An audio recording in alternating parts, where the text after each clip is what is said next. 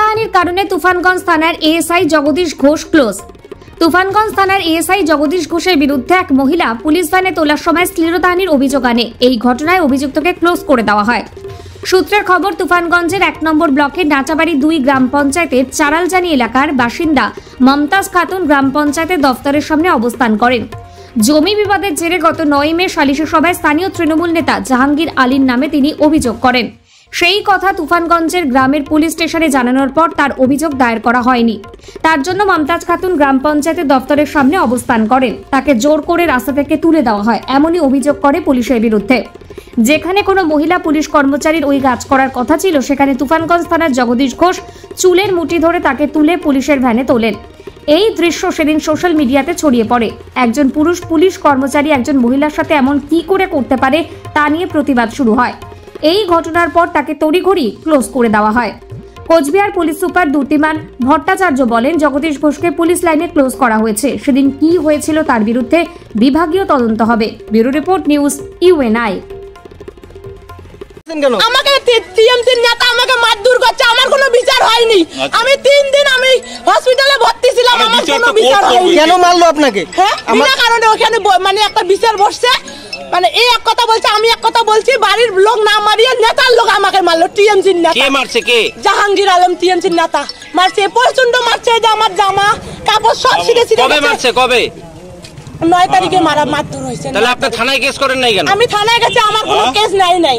আমি 2টা লিখিত করে দিয়েছি, 2বার লিখিত করছে, আমার টাকা ঠিক গেছে, কিন্তু কোনো কেস নাইনি দাদা। আপনাকে কিসের বিচারে বসছিল? আমার একটা পারিবারিক বিচারে বসছে, তো ওইখানে আমার ভাই বোন আসছে, সবাই আছে, কিন্তু ও আমার ভাই বোন এক কথা বলছে, আমি এক কথা বলছি।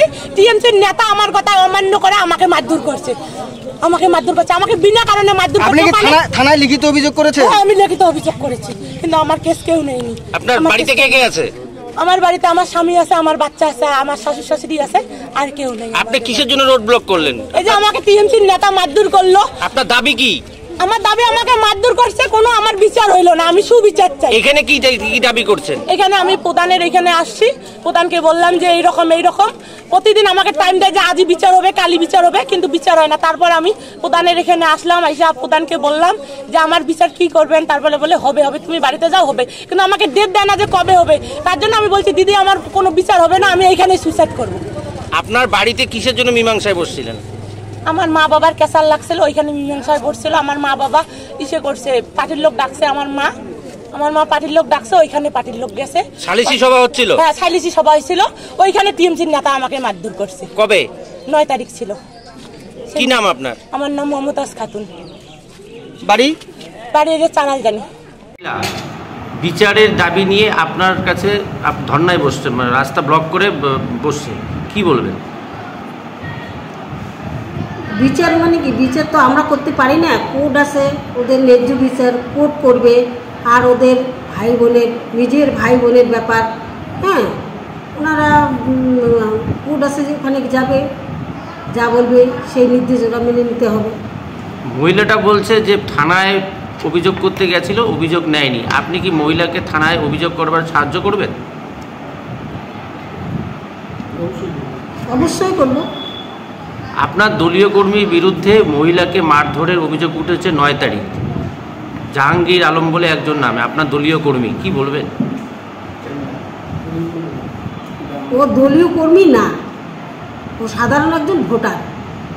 এখন ওদের ভাই বোনি, নিজের ভাই বোনি, ওদের কি সম্পত্তি নিয়ে ঝগড়া করতে ওদের এখন মারধর হয়েছে ওখানে। তো সেখানে আমরা গিয়ে তো কিছু আটক করতে পারবো না, মারধর হয়ে গেছে।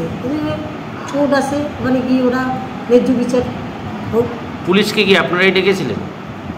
না, আমাদের এখানে যে পুলিশ আছে, ভিলেজ পুলিশ বিকাশ রায়, বুঝি না, হ্যাঁ, বিকাশ নারায়ণ, মানে উনি পুলিশকে ডাকছে যে মহিলাটা এখানে রাস্তায় পড়ে আছে। ধর্নায় বসা মহিলাকে কি পুলিশ নিয়ে গেল? না, এখনো ওঠে নাই তো, ওখানে বসে আছে। কি নাম আপনার? আমার নাম সুভাষিনী রায়। কোন দায়িত্বে আছে? আমি প্রধান দায়িত্ব, নাটাবাড়ি 2।